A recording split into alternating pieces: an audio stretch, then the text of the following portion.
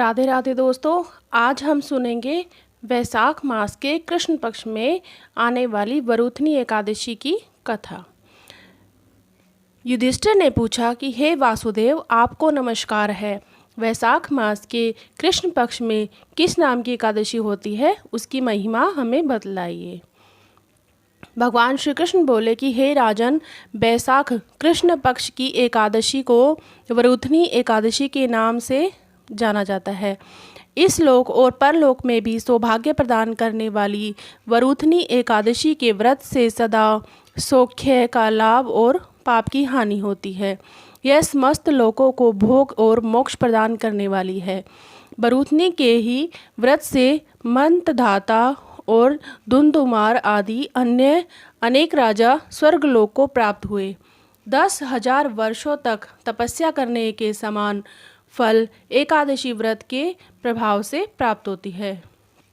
अतः हे नृपश्रेष्ठ, घोड़े के दान से हाथी का दान श्रेष्ठ है।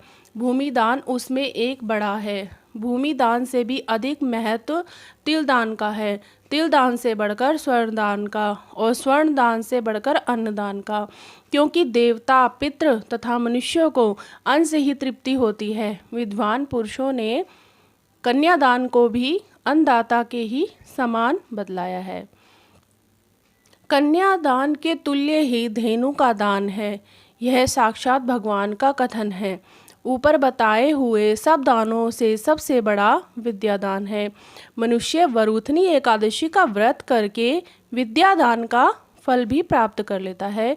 जो लोग पाप से मोहित होकर कन्या के धन से जीविका चलाते हैं, वे पुण्य का क्षय होने पर यातनामय नरक में जाते हैं। अतः सर्वथा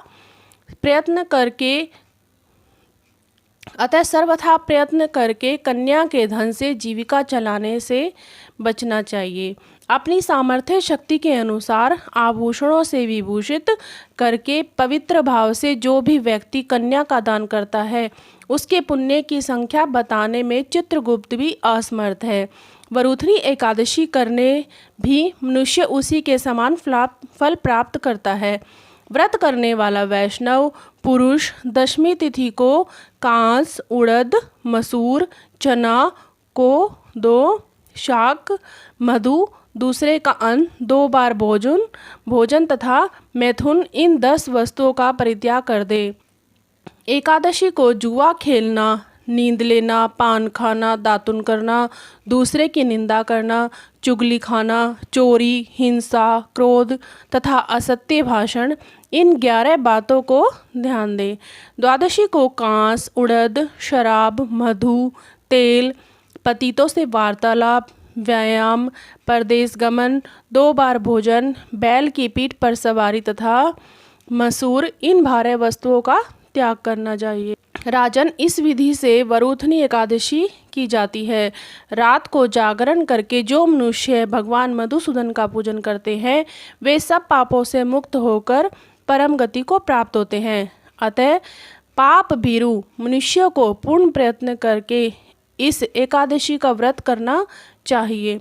यमराज के डरने वाला मनुष्य अवश्य वरुथनी का व्रत करे। राजन, इसके पढ़ने तथा सुनने से सहस्त्र गोदान का फल मिलता है और मनुष्य सब पापों से मुक्त होकर विष्णु लोक में प्रतिष्ठित होता है।